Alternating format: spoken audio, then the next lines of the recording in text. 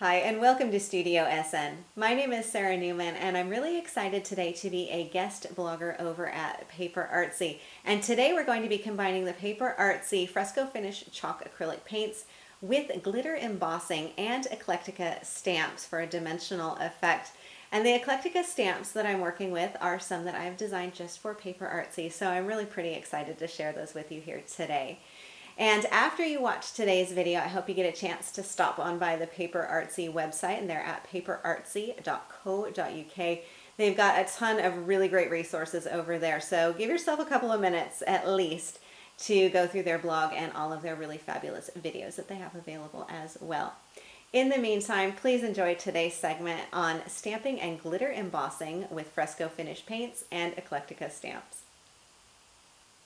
I love to combine paints with stamping, and on this card I've used Fresco Finish paints to stamp and emboss. So I've got a lot of color and sparkle on this card. The combination of the Fresco Finish paint, glitter embossing powder, and Eclectica stamps. Super easy to do and a lot of fun as well. And I think you can see here on my background, this is paint and the glitter embossing powder, as well as here on my card focal. And I've also used the Fresco Finish paints here on this piece of book paper. So it's a really fun, loaded with color and sparkle type of card, and very easy to do. So let's take a look. I'm going to start with my blank white card. So this is actually my card base, and I've got it onto a piece of scrap paper here just so I don't get paint all over. And the paint that I'm working with is the Fresco Finish chalk acrylic, and this is in Spanish mulberry, which is a beautiful, beautiful purplish color, pinky purple. And you'll notice on here, if you haven't used the Fresco Finish before, you'll notice in really small letters down here where it says opaque, and then this little swash going across here, that is actually a bit of the paint here on the label so that you can see that it's a really nice opaque coverage. It's going to be perfect for this technique. So I'm going to use the Spanish mulberry, and then I also am going to bring in my embossing powder, and this is the metallic gold sparkle embossing glitter. This is from Wow, and so it is really a glittery type of embossing powder that's going to give us our nice shine on here as well. In addition to that, I'm going to need my little rubber brayer. So I'm going to have all of these things on hand, and the first thing I'm going to do is just squeeze some of the Spanish mulberry right onto my card. Now you could use a palette if you wanted to, that's fine, but I think this process works just as well. And I really want to get the color onto mainly the edges of my card. So I'm just going to sweep this on here, really making sure that I work pretty quickly, because while this is still wet, I'm going to come in with my embossing glitter and just add the glitter around the edges, because that's the part that's going to show. So I don't need to use up the glitter on the inside or the center. So I'm just going to sprinkle that on there, tap this off, and then I think you can see on here how that paint is holding on the embossing glitter.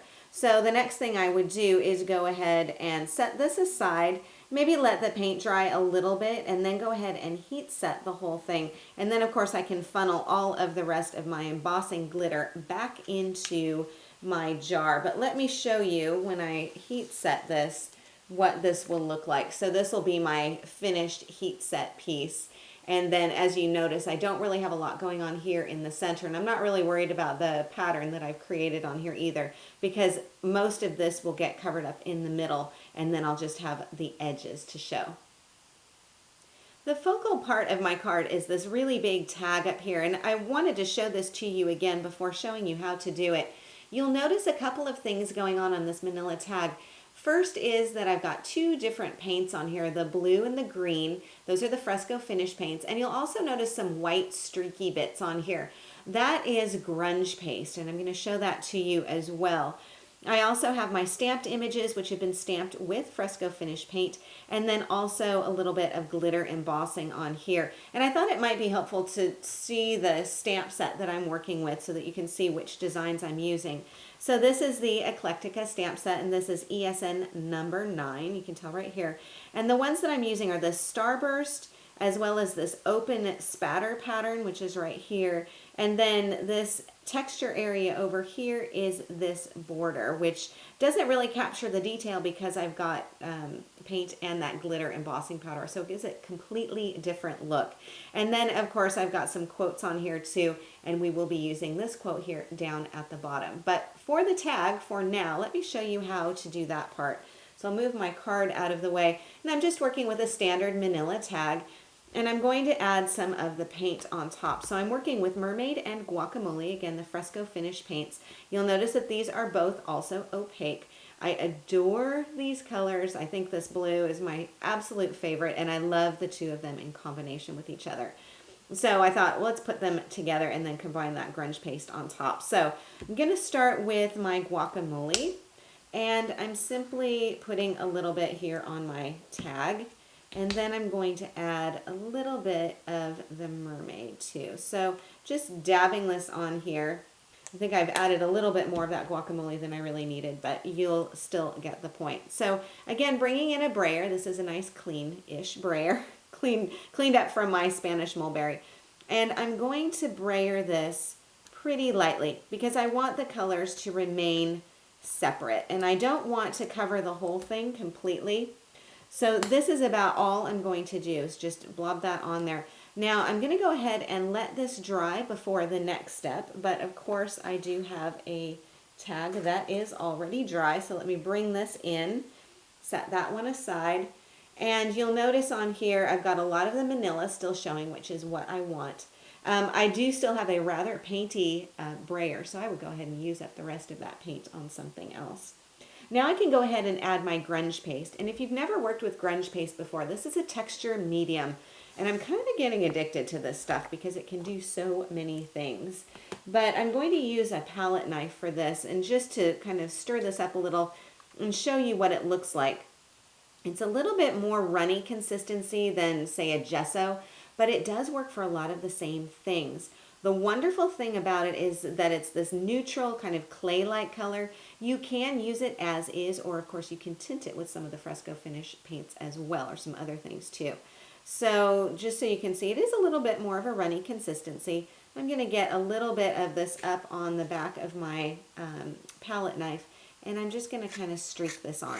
Because it's a texture medium, you can put it on as thick or as thin as you want to, which is really nice. It gives you lots of different options as far as the versatility. So I'm just going to scrape some of this on, let it be a little bit peaky, but remember I'm going to stamp on top of this, so I don't want it to be so thick that it won't let me get the stamps on there.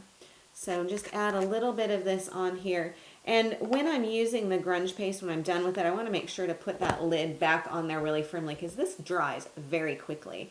So this will be dry really, really soon. Of course, in the meantime, I do have one that is already dry. So we can go ahead and work on that right away and then start our stamping. Now, I've loaded up two of the stamps, the sunburst and that really cool edge pattern on here, on one flexi block stamp, just going to make it a little bit easier to stamp as one unit. And then I have my splatter design over here on another one of the blocks. So I have this one on hand and this one ready to go as well. Now I also need to have something to stamp with, and I'm not going to use an embossing ink. Of course, I'm also going to use the Spanish mulberry like I did for the background. So I've got this on hand. To put it onto my stamp, I'm going to use a cosmetic wedge, and I've got my little plastic palette, my coffee can lid here on hand, as well as my metallic gold sparkle embossing glitter too, because that's going to add a little bit of color on there. So the first thing I'll do is put a little bit of the Spanish mulberry onto my palette. I don't need a lot, and of course I can always add more if I do need some more. And then I've got my block here. Using my cosmetic wedge, I'm just going to tap some of this color on here. And I don't want to glop it on. I just want to make sure that I get enough on here.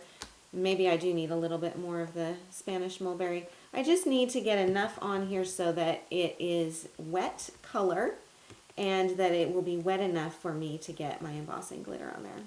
So after I have that, then I can go ahead and press this on here.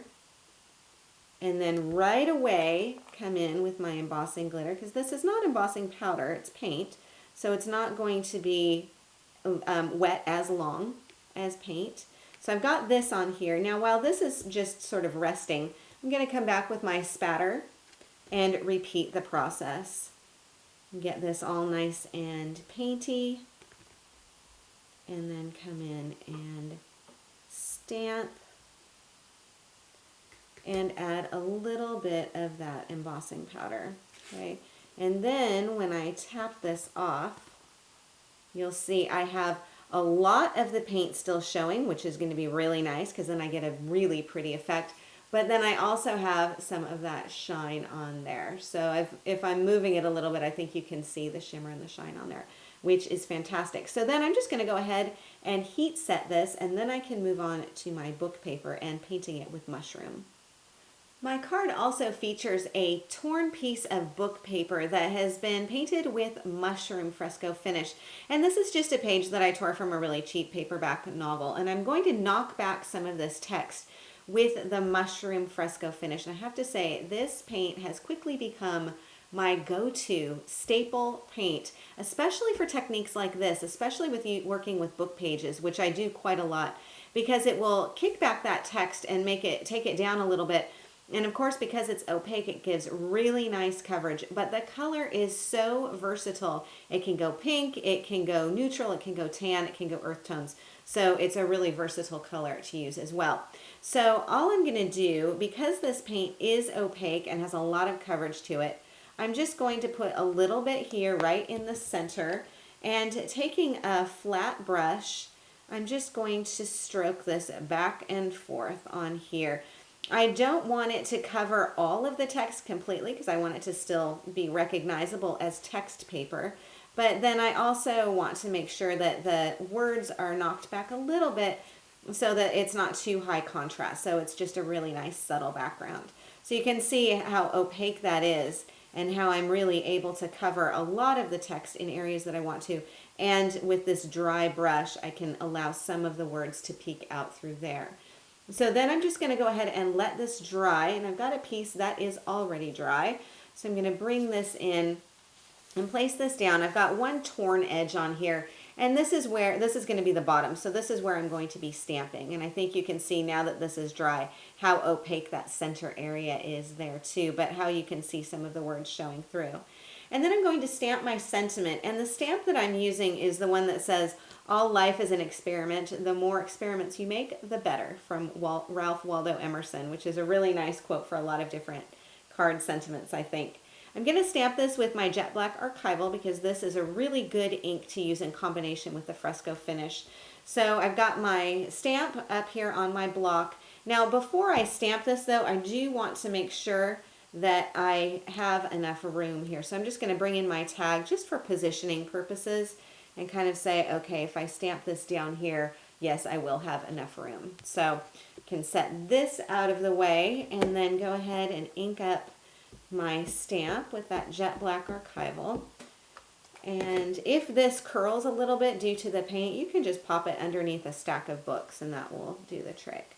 So come down here and press this firmly, and you can see how beautifully that stamps onto that Fresco Finish paint. I think it just really looks beautiful. Allows some of the words to show through, but then that opaque paint just really provides a nice background. And then, yes, I still do have room for my tag to fit up on there.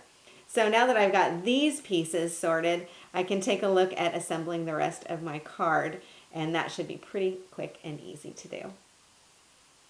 The assembly of my card is pretty straightforward. As you can see, I've taken my tag that is painty, grunge pasty, glittery, and stamped, and simply put that up onto my book paper here, making sure that, of course, that text is right underneath.